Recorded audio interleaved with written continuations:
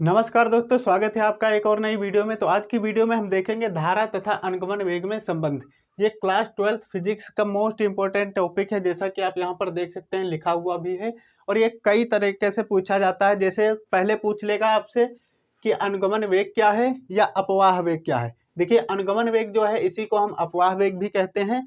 अनुगमन वेग या अपवाह वेग को परिभाषित कीजिए, या इससे आप क्या समझते हैं, तथा धारा तथा अनुगमन वेग में संबंध बताइए। दोनों चीजें एक साथ ही पूछ लेता है, यानी अनुगमन वेग और धारा तथा अनुगमन वेग में संबंध। तो चलिए दोनों को हम आज बारीकी से समझ लेते हैं कि ये क्या है।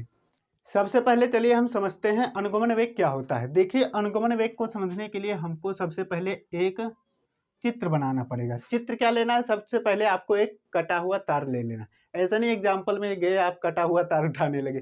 चित्र से समझने के लिए हम क्या बनाएंगे भाई, चित्र बनाएंगे तो हमको क्या लेना पड़ेगा, एक कटा हुआ तार। तो चलिए यहाँ पर मैं बना लेता हूँ अच्छे से इसको, ताकि समझ में जल्दी आए।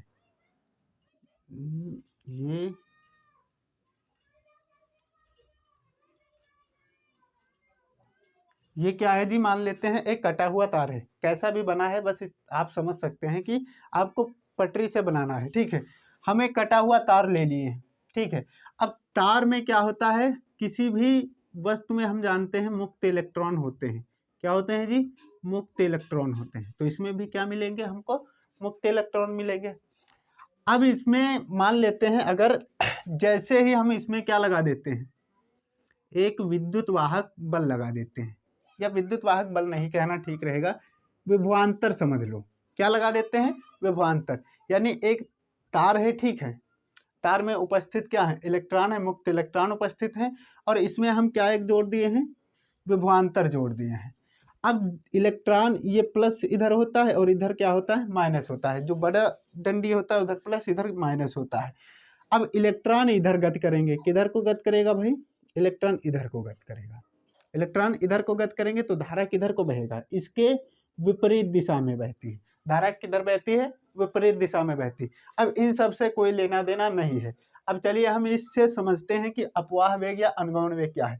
देखिए, जैसे हमने कोई चालक तार लिया, उसमें हम जैसे ही ये विभवांतर लगाते हैं, इसमें उपस्थित जो इलेक्ट्रॉन होते हैं, यानी चालक तार में उपस्थित जो इलेक्ट्रॉन होते हैं, ये क्या करते हैं, त्वरित हो जाते हैं, यानी भाग दौड़ करने लगते हैं। जैसे ही लगाते हैं इसमें, यानी लगाना के मतलब ये समझ लो, ये लगा, ऐसे 2-4 झापड़ मारा, ये भाग दौड़ करने लगे। ये क्या करने लगते हैं, भाग दौड़ करने लगते हैं। और भाग दौड़ करते हैं तो इसमें क्या होते हैं, कुछ धनायन उपस्थित होते हैं। ठीक है, धनायन उपस्थित होते हैं, उनसे ये क्या होते हैं, आपस में टकरा जाते हैं।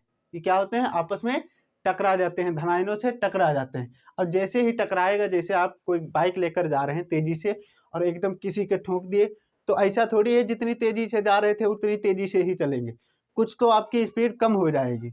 तो क्या हो जाता है, वैसे ही जैसे ही इनको विभवांतर मिलता है, वैसे ही ये त्वरित हो जाते हैं, दौड़ने लगते हैं और धनायनों से टकरा जाते हैं।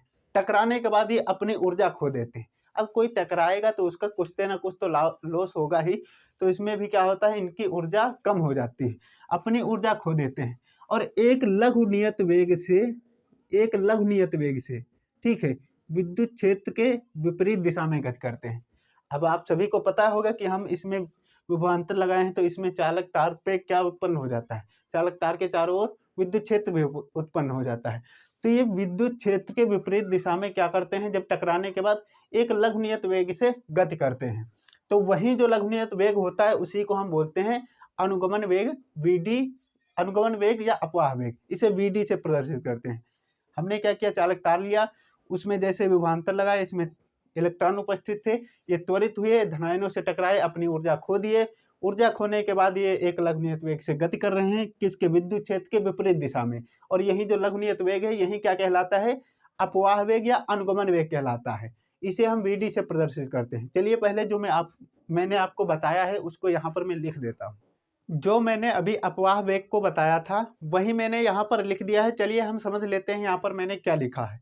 देखिए, यहाँ पर मैंने लिखा है, जब किसी चालक तार के सिरों के बीच, हमने चालक तार लिया था, अब उसके सिरों के बीच जैसे ही हमने विभवांतर लगाया, ठीक है, जब किसी चालक तार के सिरों के बीच विभवांतर लगाया जाता है, तो चालक में उपस्थित मुक्त इलेक्ट्रॉन, चालक में मुक्त इलेक्ट्रॉन उपस्थित होते हैं, वे त्वरित होकर धनायनों से टकराते हैं।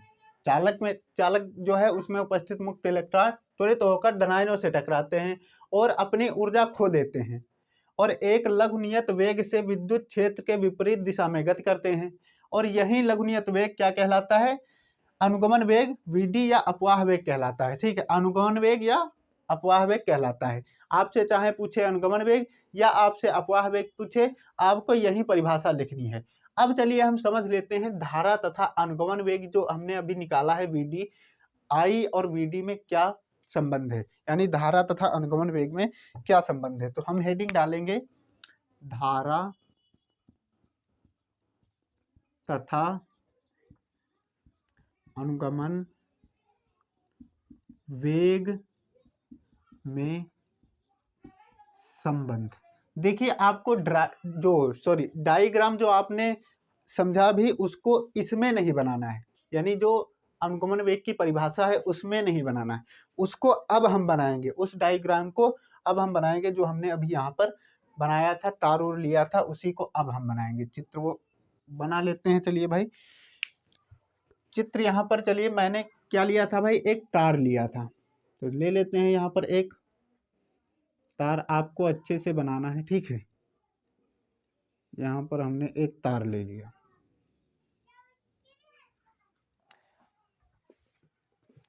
अब तार लिया, अब तार में हमने क्या किया था, इसके ये जो सिरे हैं, एक ये सिरा है एक ये सिरा है, इसी के आधार पर हम जोड़ देते हैं भाई। इसमें क्या जोड़ देंगे, एक विभवांतर जोड़ देंगे। तो हमने एक भाई इसके सिरों के बीच में क्या जोड़ दिया, एक विभवांतर जोड़ दिया। ये क्या है भाई, विभवांतर है। अब हमको पता है कि जो चालक तार होता है उसमें या किसी भी वस्तु में क्या होते हैं, मुक्त इलेक्ट्रॉन पाए जाते हैं। तो इसमें भी क्या बैठे होंगे भाई, 2-4 मुक्त इलेक्ट्रॉन हम बना देते हैं। तो इसमें क्या है, मुक्त इलेक्ट्रॉन है। अब मान लेते हैं इसकी जो तार है इसकी लंबाई क्या है, L है। तार की लंबाई क्या है, L है। और इसका ये जो क्षेत्रफल है, ये जो काट लगा हुआ है, यानी तार पे जो कट लगा हुआ है, इस कट का जो क्षेत्रफल है वो क्या मान लेते हैं, A है। इसका क्षेत्रफल क्या है, A है, लंबाई क्या है, L है। ये हमने मान लिया। तार की लंबाई L और परिच्छेद काट का जो क्षेत्रफल है वो क्या है, A है। और हमको ये तो पता ही है कि इलेक्ट्रॉन इधर से इधर को बहते हैं, तो धारा किधर को बहेगी, उसके विपरीत दिशा में बहेगी। अब इसमें थोड़ा एरो भी बना देते हैं, क्योंकि हमें पता है विभवांतर लगा है, तो ये इलेक्ट्रॉन क्या होते हैं, त्वरित हो जाते हैं। तो किधर को गति करते हैं, इधर को गति करते हैं। इधर को गति करेंगे तभी तो धारा इसके विपरीत दिशा में बहेगी। ये इधर को आ रहा है तो धारा किधर को, इधर को बहेगी। ये तो आपको समझ में आ ही रहा होगा, ठीक है। तो हमने ये सब अपना कंप्लीट कर लिया। इसको और थोड़ा चाहें तो प्लस माइनस भी कर दे। अब ये हमारा चित्र कंप्लीट हो गया। हमने तार लिया, तार में इलेक्ट्रॉन उपस्थित थे, वो बना दिए। इसके जो सिरे हैं उसमें हमने क्या लगा दिया, एक विभवांतर लगा दिया। लंबाई मान लेते हैं L है और क्षेत्रफल क्या है, परिच्छेद काट का जो क्षेत्रफल है वो क्या है, A है। अब हम वही लिखना स्टार्ट कर देते हैं। माना लिखेंगे, माना कोई चालक तार, ठीक है, लिखेंगे माना कोई, आप भी लिखते चलिए, माना कोई चालक तार, ठीक है, जिसकी लंबाई, आप हमारे साथ में लिखते चलिए ताकि राइटिंग जो है आपको राइटिंग से लेना देना ज़्यादा ना रखना पड़े। जिसकी लंबाई, क्योंकि राइटिंग मेरी थोड़ा अच्छी नहीं बनती है, इसलिए हो सकता है आपको समझ में ना आए। हो सकता है क्वालिटी की वजह से, फ़ोन से रिकॉर्ड कर रहा हूँ, हो सकता है सही से नहीं दिखे, इसलिए मैं जो बोलता हूँ उसको लिखते चलिए। माना कोई चालक तार, अब ये माना मुना वाला जो हम बनाए हैं इसको लिख लेते हैं भाई। माना कोई चालक तार जिसकी लंबाई L है, जिसकी लंबाई क्या है, L है, तथा इसके परिच्छेद काट का, ये जो परिच्छेद का काट लगा हुआ है परिच्छेद पर, परिच्छेद काट का क्षेत्रफल, ठीक है, परिच्छेद काट का क्षेत्रफल A है, ठीक है। कितना माने हैं जी, A है। लंबाई L है और क्षेत्रफल इसका कितना है, A है। तथा चालक में जो इलेक्ट्रॉन उपस्थित हैं, तथा चालक में उपस्थित मुक्त इलेक्ट्रॉन, इनको क्या बोलते हैं जी, मुक्त इलेक्ट्रॉन इनका मुक्त इलेक्ट्रॉन, ठीक है, या मुक्त इलेक्ट्रॉनों का अनुगमन वेग, अनुगमन वेग वीडी है। ये जो चालक तार में इलेक्ट्रॉन उपस्थित है, मुक्त इलेक्ट्रॉन उपस्थित है, इनका वेग, अनुगमन वेग जो है वो क्या है, वीडी है। इसी के आधार पर हम इसमें अभी हम संबंध निकालेंगे। तो आपको इतना माना मुना वाला लिखना है, अनुगमन वेग वीडी है, जहाँ तक आपको इसमें लिखना है। फिर उसके बाद में आपको लिखना है यदि चालक तार में टी समय में क्यों कूलाम आवेश प्रवाहित होते हैं। लिख लेते हैं भाई, यदि चालक तार में टी समय में, कितने समय में, टी समय में क्यों कूलाम आवेश प्रवाहित हो, ठीक है, प्रवाहित हूं। आपको इसी तरीके से लिखना है। पहले हमने ये जो माना मुना वाला था वो लिख लिया, फिर लिखेंगे यदि चालक तार में टी समय में क्यों कूलाम आवेश प्रवाहित हो, तो धारा क्या हो जाएगी हमारी, तो धारा I इक्वल टू क्या हो जाएगा जी, I इक्वल टू क्यों अपान में टी हो जाएगा। और इसको हम क्या मान लेंगे, समीकरण नंबर 1 बना लेंगे। दिख रहा है जी, एक बार मैं चेक कर लूं। चलिए यहां तक आपको दिख रहा है। अब यहाँ पर हमने जो माना मुना वाला था वो लिख लिया, फिर हमने लिखा ये चालक तार में टी समय में क्यों कूलाम आवेश प्रवाहित होते हैं, तो धारा क्या हो जाएगी, I इक्वल टू क्यों अपान में टी हो जाएगी, क्योंकि ये हमको पहले से ही पता है। अगर क्यों है, टी है, तो धारा क्या हो जाएगा, क्यों ऊपर रहेगा, टी नीचे आ जाएगा, यही क्या हो जाएगा, धारा हो जाएगी। तो इसको हम समीकरण नंबर 1 दे देंगे। अब चलिए इसको हम मिटा देते हैं, और इसका स्क्रीनशॉट अगर लेना है तो ले लीजिए, ताकि आपको लिखना ना पड़े ज़्यादा। उम्मीद करता हूं कि आप इसका स्क्रीनशॉट ले लिए होंगे, नहीं लिए हैं तो रोक कर अभी आप ले सकते हैं। अब चलिए मैं इसको मिटा देता हूं। यहां तक लिखने के बाद और इसको हम समीकरण नंबर 1 देने के बाद अब लिखेंगे यदि, यदि नहीं ऐसे ही लिखेंगे हम, 1 सेकेंड में चालक तार के परिच्छेद, जो चालक तार का परिच्छेद ए है, ठीक है, चालक तार का जो परिच्छेद ए है, ये जो कोने हैं इसी को हम परिच्छेद ए बोल रहे हैं, ठीक है। यदि 1 सेकेंड में चालक तार के परिच्छेद ए से गुजरने वाले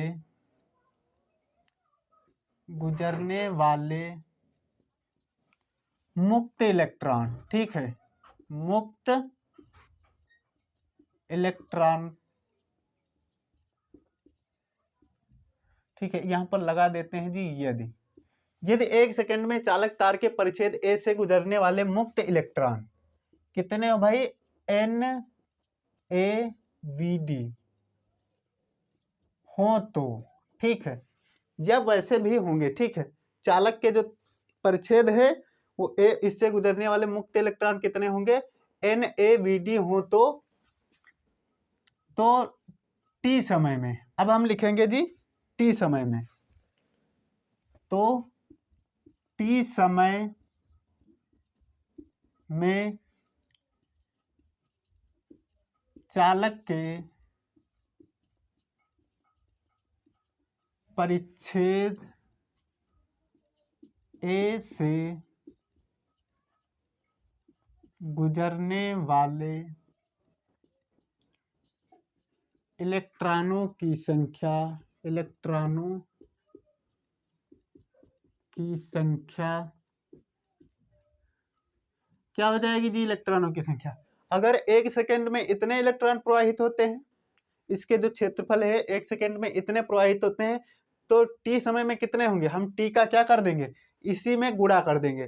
तो टी समय में कितने प्रवाहित होंगे, एन क्या है, इलेक्ट्रॉनों की संख्या है, तो एन इक्वल टू क्या हो जाएगा, NaVd इंटू टी। टी समय के लिए निकाल रहे हैं, इसलिए हमने क्या किया, जो इलेक्ट्रॉनों की संख्या है उसमें टी का गुणा कर दिया।